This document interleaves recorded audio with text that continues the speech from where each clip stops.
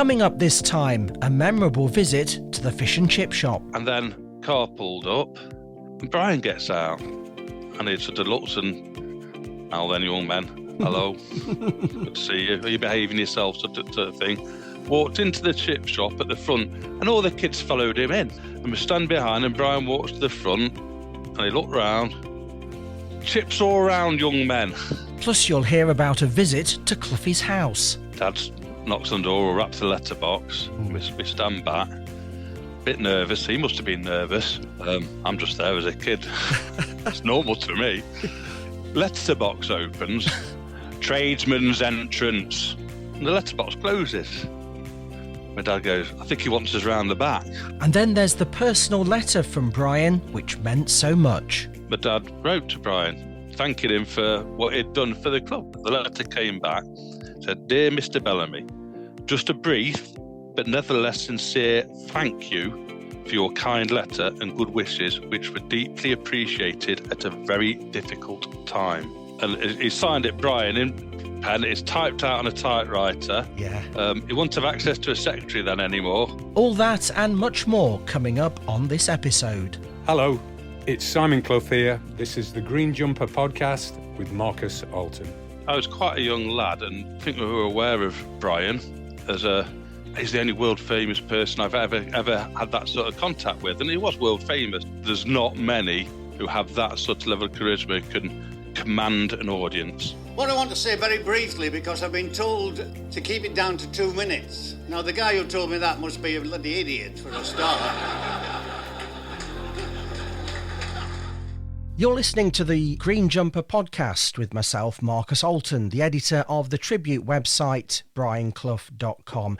And it's always great to meet the audience at the live Green Jumper events. And one of the people who came along to Derby Book Festival, who I met there, was Ben Bellamy, who had some great memories of Cloughie.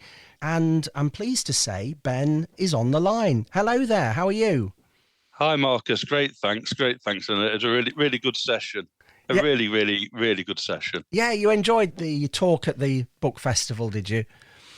I did. And, my memories of Brian were of growing up in Alistry as a young boy, not really the football side of Brian Clough. Yes, yeah. I was aware for many years as a Derby fan of what was going on down the A52. Yes. But it was Brian the man, really, and the person. Yeah, and I remember you told one or two stories when we were at the event. And what can you sort of recall from your days as a lad in Derby and Brian Clough living there? Yeah, I mean, I was quite a young lad, and we were all aware. I think we were aware of Brian as he's the only world famous person I've ever had that sort of contact with, and he was world famous, as we know.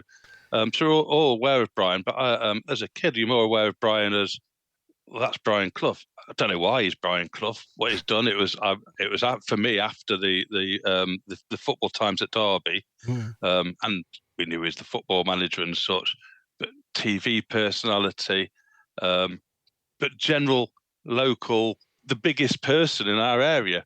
Give an example. As a very young boy, I remember being allowed to go down to Blenheim Parade with my oldest brother, and we went. He took me down there to where the chip shop on. I think it's probably a Wednesday. I think it's a Wednesday night, certainly midweek, and down to the chip shop. And there was loads of boys, mainly boys, a few girls, hanging around outside the chip shop as you expect. There's a youth club up the road, but they're all hanging around outside the chip shop, but none of them with chips. Mm. And then car pulled up, and Brian gets out, and he sort of looks and, "Now then, young men, hello, good to see you. Are you behaving yourself?" sort of thing. Walked into the chip shop at the front, and all the kids followed him in, in a big line, all flowed in. And I went, "My brother, come on, pull me in." And we stand behind, and Brian walks to the front, and he looked round. Chips all round, young men. and he had them serving out cones of chips. He used to be able to get what we called a 10p cone, which was a twirl of the paper. Yeah. It just half a dozen chips in or something. And that was just just his sort of way of giving something back, I think, to the community. Yes. But you're in all, even at that age, even though I wasn't there for the championship at Derby and such, and things were happening down the A52. Or it's probably at that time he may have even been Leeds way, who knows? But he was giving something back to the community, and it was Brian. Yes, and it was that sort of almost local celebrity status, I guess, before the modern day celebrity was known. Hugely, and I think in those days there probably weren't so many celebrities, were there? No. I mean, we only had, did we have 3 TV channels then, maybe 4? No, probably three still then. And your celebrities were the film stars from America coming over to interview on Parkinson, or Muhammad Ali. Of course, Brian on Parkinson being interviewed. It was literally world famous man, but not holed away in a house somewhere on Ferrers Way and then later up in Corndon, but in the community, the paper shops, and being embedded in the community. But it's like something else, and it's a charisma. Not many people have and can carry the sort of charisma which he just carried with him, and they call it the X Factor, don't they, these days? That's right. David Bowie, he's one. Brian Clough, Muhammad Ali. There's not many who have that sort of level of charisma, can command an audience. Yeah, and then to see him in the flesh, as it were, in real life as a young lad, that must have been absolutely amazing for you. Yeah, but it was, but it also became a little bit not ordinary. It was never ordinary. There's always, you don't know what's going to happen. Of course, yes. Of course. But it wasn't unusual. I mean, for me as a young boy, surely everyone had a Brian Clough in their community. That's because it's what you know. It's what's normal. Another little story. Can't remember the exact details, but it's the school fete, lawn school fete. All school. I don't know whether schools still have fetes, but they used to have the fete on a Saturday morning and smash the plate stall. God knows how many millions of pounds of antiques went up on smash the plate stalls, and all these little things going on, and kids racing and all sorts. And somehow we'd been let down for the person to open it. It might have even been a scout fete, but we let down the person to open it. So my dad said, "Oh, right, I'll go and ask Brian." And I'm in the car. I get in the car with my dad. Don't know why he's involved in it, but I get in the car with my dad. Drive up to Corndon, to the big house, which anyone who's seen it, a beautiful house, beautiful big house. Yeah. Big expanse of gravel at the front. There's a doorway with pillars, big grand door, and Dad knocks on the door, or raps the letterbox. We stand back, bit nervous. He must have been nervous. Yeah. I'm just there as a kid. It's normal to me. Letterbox opens, tradesman's entrance, and the letterbox closes. My dad goes, "I think he wants us round the back." So we walk round the back of the house, and to the back door, and the door's open, and Brian's there with his marigolds on, washing up, and but I just said, I'm ever so sorry to bother you at home, Brian. Polite, not a problem. How can I help you, young men? As he always, whatever. Everyone's a young man, whether you're older or younger than yes, Brian. That's true. How can I help you, young man? They just said, we've been let down. We need someone to open the fete. And it might have even been the next day, or what time? I'll be there. Simple as that. And then off you go again. Amazing. And I think that's yeah. That's where he perhaps stood out against these other. You can't imagine knocking on Muhammad Ali's door and such, but effectively it was the same thing. You wouldn't get close these days, would you? No, you'd have to go through press officers and all sorts, wouldn't you? It'd be months of planning in advance, and probably fees and all sorts. Well, you'll hear more from Ben later on, but as I mentioned, I met Ben at the Derby Book Festival when I took part in a special author event there. It was held sort of theatre style in the Sir John Hurt Cinema at Derby Quad, and the interviewer was my former radio colleague Colin Gibson. I thought you might like to hear some of the conversation on the night, so here's an extract. Thank you for coming out on a lovely Friday night in the city of Derby. Welcome along to the quad, and welcome along to my old BBC colleague, Marcus Alton. Is this 5 books on him? It is the 5th now, incredibly. Yeah. Yeah. Would it be a stretch to say, or fair to say, he's a bit of an obsession of yours, Mr. Clough? Obsession's an interesting word. I'd probably say it was more a fascination, perhaps, with him more than anything. Going back all those years when I was a young lad, as a young football fan, and seeing him in the dugout, I was captivated then by this charismatic figure, probably the most charismatic football manager we've ever seen and will ever see. And being interested in both football and the media, as I was then, he was just an ideal combination for me, because his interviews were just gold dust. You remember, Saturday lunchtime on the television, people would stop what they were doing to listen to what he had to say. Even if they weren't interested in football, they would stop to listen. And, we all remember that fantastic quote when he was asked what he would say to a player who disagrees with him.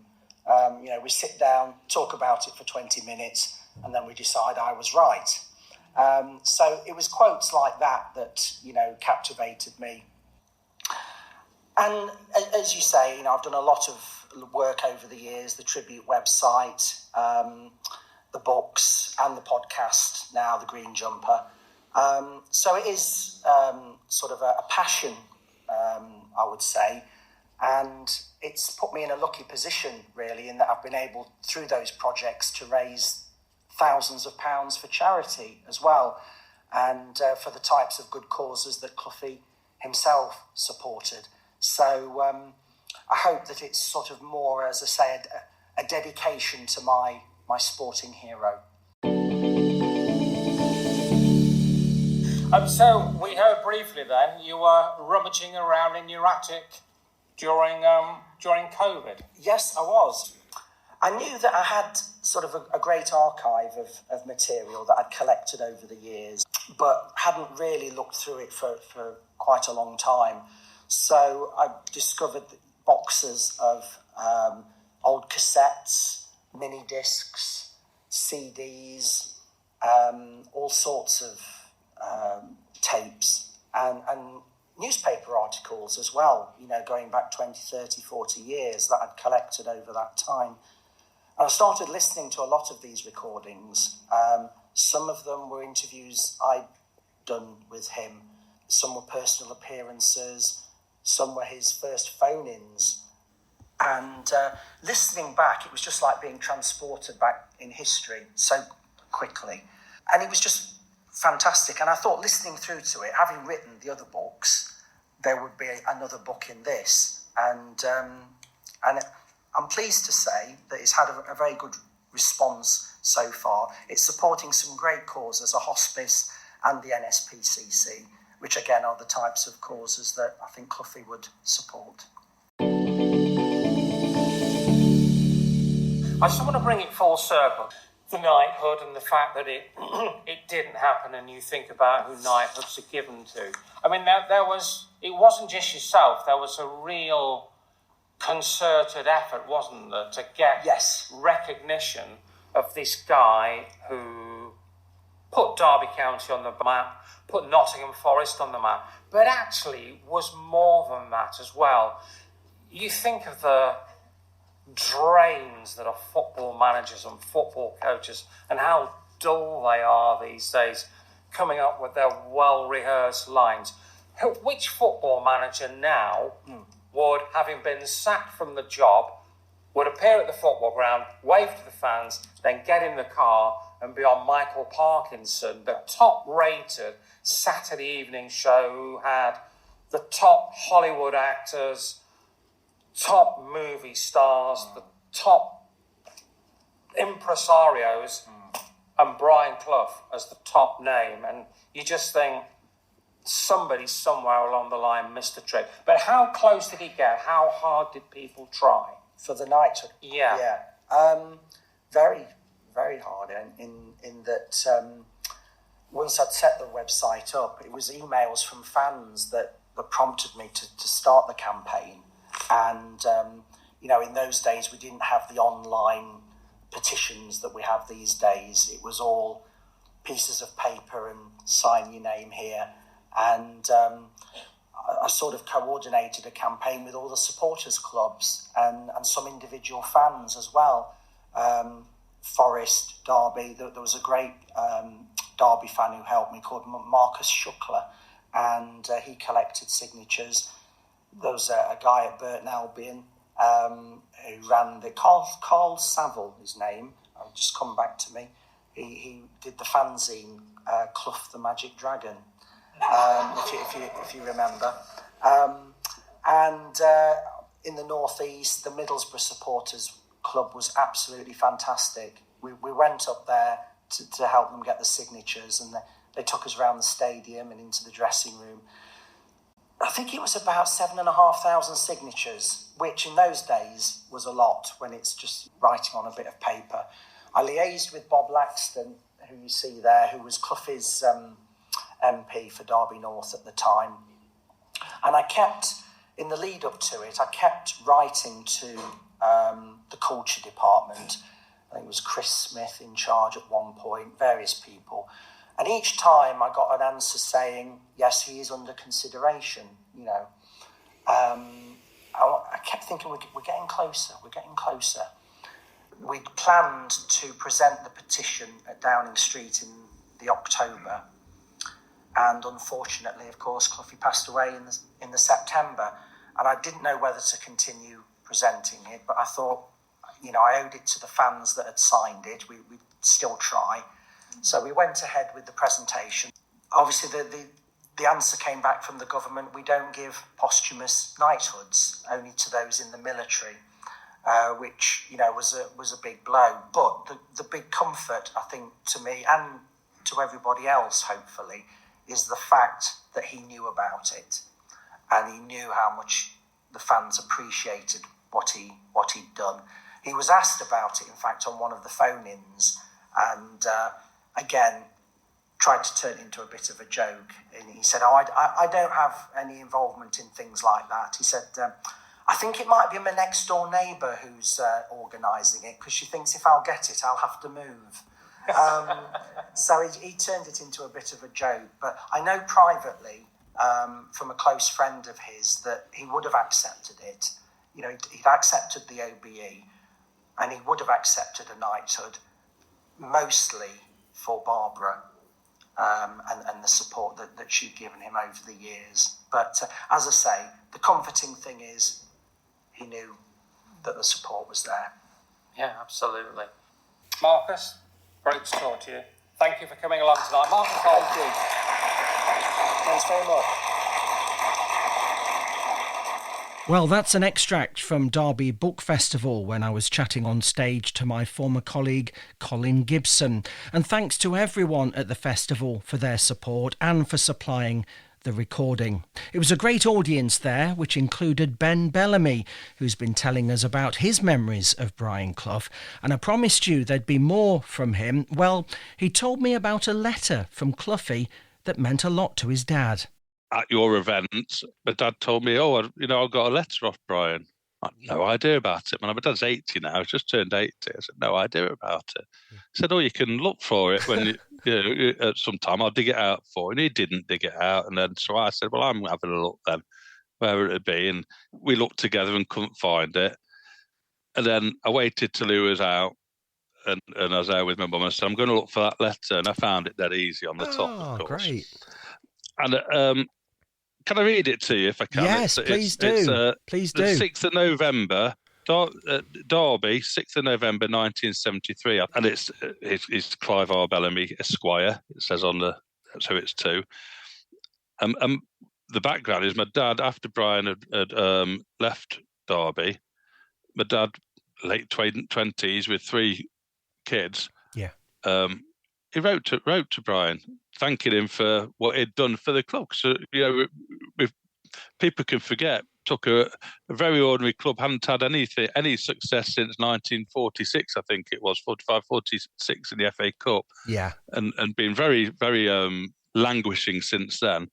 And so he wrote to him, thanking him for his time and giving him good wishes. And the letter came back, said, "Dear Mr. Bellamy, just a brief but nevertheless sincere thank you for your kind letter and good wishes, which were deeply appreciated at a very difficult time." And he signs off, "My kind regards and good wishes for your future, Brian. Sincerely, Brian H. Clough." And he signed it, Brian, in pen. It's typed out on a typewriter. Yeah. He wouldn't have access to a secretary then anymore. No, I would have thought, for the club. It was probably Barbara that typed it so neatly. Absolutely. And it's a little bit of history really, but I think that the bits that stand out are, firstly, he's bothered to take the time. I don't know how many letters he had there. I imagine there was quite a few. Yeah. And there's probably quite a lot of people who've got similar things, because that's how people communicated in those days. No email. That's right. No yes. mobile phones, no text, no WhatsApp. Pop it in the no post. Social media. Yeah. You can't message someone on Facebook, so you popped it in the post. Yeah, with a stamp on, and then not expecting to receive any back. I wonder how many he sent out. I bet there's a lot out there, or perhaps not in existence anymore, but I bet a lot got sent back. But it's the thank you for your kind letter and good wishes. Taking that time to do that with everything going on in his life. The fact he said it's a very difficult time. That's a little chink, I think, into, because it was. And he's referring to a difficult time personally for himself then. But what stands out to me is how he signs it off. He's signing it off, not thinking about his future. He says, "And good wishes for your future." Yeah. And he's not indulging himself. There's nothing in there about, "I hope I find something soon." There's no I in there. No, he's thinking about the person who's written it. Yeah. Yeah, it's completely thinking about the person. There isn't the word I in there anywhere in that letter. It's all about, it's a thank you for thinking of me and sending me that letter. I hope your future's good. And I think that's really special. So yes. I've had that frame now for him. It's perhaps a little talking point for him. But I think that's really telling. It is a fantastic souvenir as well, and just a great example of that personal touch, which was the mark of the man, really. Very much so, very much so. Well, Ben, thanks ever so much for joining us today and sharing some wonderful memories of Brian from all those years ago. And thanks to you and your dad as well for coming along to the Derby Book Festival and enjoying the evening that we had. And I hope he enjoys looking at that framed letter. Absolute pleasure, Marcus, and the books as well. I'd recommend the books, particularly the games that defined Clough. Some wonderful, wonderful memories in there, even for a Derby fan. Yeah, there were some Derby matches in there as well. Absolutely. Of the glory years. That's right. Good old days. Brilliant. Yeah. Thank you very much, Marcus. Thanks a lot.